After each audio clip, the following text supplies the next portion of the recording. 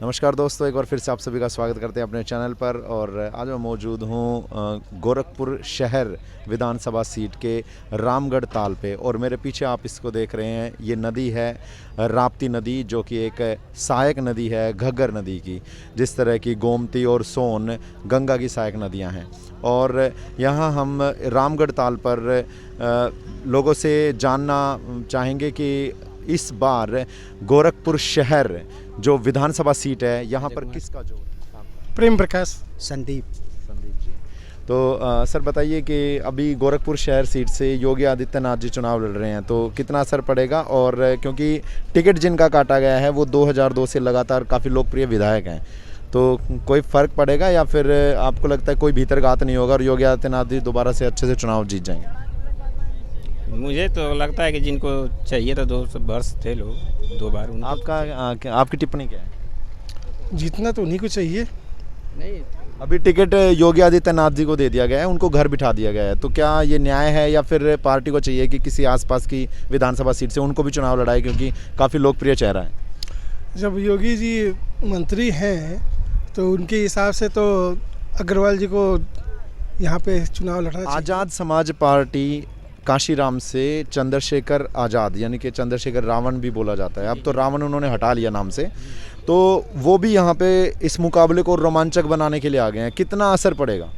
देखिए, कोई ज़्यादा असर नहीं पड़ेगा, क्योंकि गोरखपुर सदर का ये सीट है जिस सीट की आप बात कर रहे हैं, और हमेशा ये बीजेपी के झोली में ही वर्मा।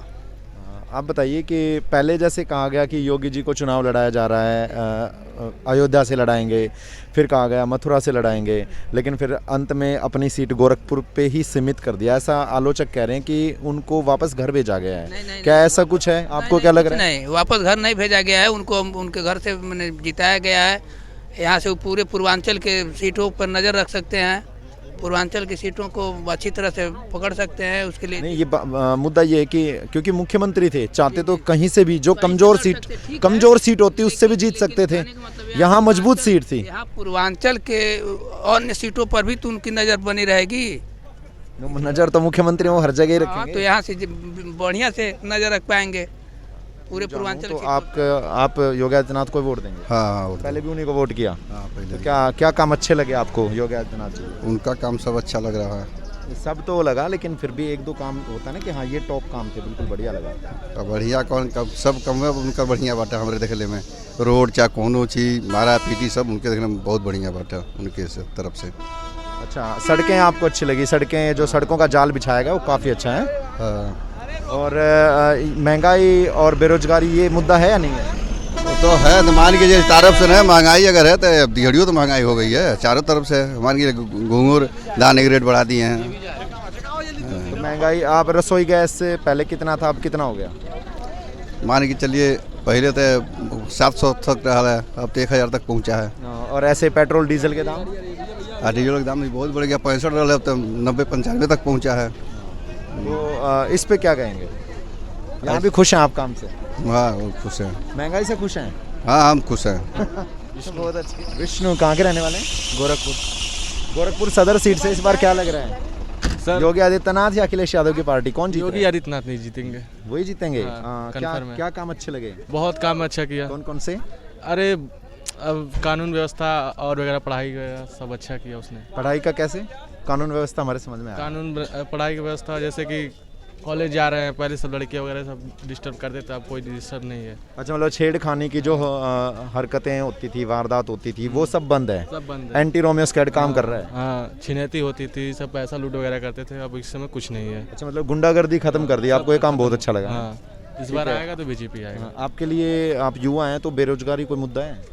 अब इसमें आगे कुछ हम बात नहीं कर सकते। जैसे आप पढ़ते होंगे तो आपको ये भी दिखता होगा, अभी पीछे रेलवे रिक्रूटमेंट बोर्ड की जो भर्ती थी उस पे भी काफ़ी, एक ही बच्चे को 4-4 पोस्ट पे चढ़ा रखा था, तो ये भ्रष्टाचार नहीं है? भ्रष्टाचार है, लेकिन क्या करें। तो मतलब आपके लिए भ्रष्टाचार मुद्दा नहीं है? नहीं, मुद्दा ही नहीं है भ्रष्टाचार? नहीं हमारे। हर्षित जी, आपसे जानना चाहूँगा, इस बार जो विधानसभा चुनाव हो रहा है और गोरखपुर सदर से आप हैं, तो यहाँ से योगी आदित्यनाथ जी चुनाव लड़ रहे हैं, तो क्या आपके हिसाब से क्या रिजल्ट रहेगा? देखिए, इस बार मुकाबला जो है बहुत टक्कर का है, क्योंकि मेन दिक्कत यहाँ पे, क्योंकि राधा मोहन दास अग्रवाल जी का जो टिकट कटना बीजेपी का सबसे बड़ा टर्निंग पॉइंट होने वाला है। और दूसरी बात ये जो शुभावती शुक्ला को समाजवादी पार्टी जो टिकट दिया गया है, ये मतलब ब्राह्मण तो पहले से ही ना खुश है, उसके बाद जो ब्राह्मण का वोट है तो गारंटी कटेगा, और रावण जी का चुनाव लड़ना तो दलित का वोट जाना तो ओबीसी पहले से ही नाराज़ है। तो इससे दर्शाता है कि मतलब योगी जी मतलब जीतने का थोड़ा कम चांस है इस बार। ओवरऑल पूरा यूपी में आप क्या समझते हैं, योगी आदित्यनाथ सरकार रिपीट होएगी या फिर अखिलेश और जयंत चौधरी आ रहे हैं?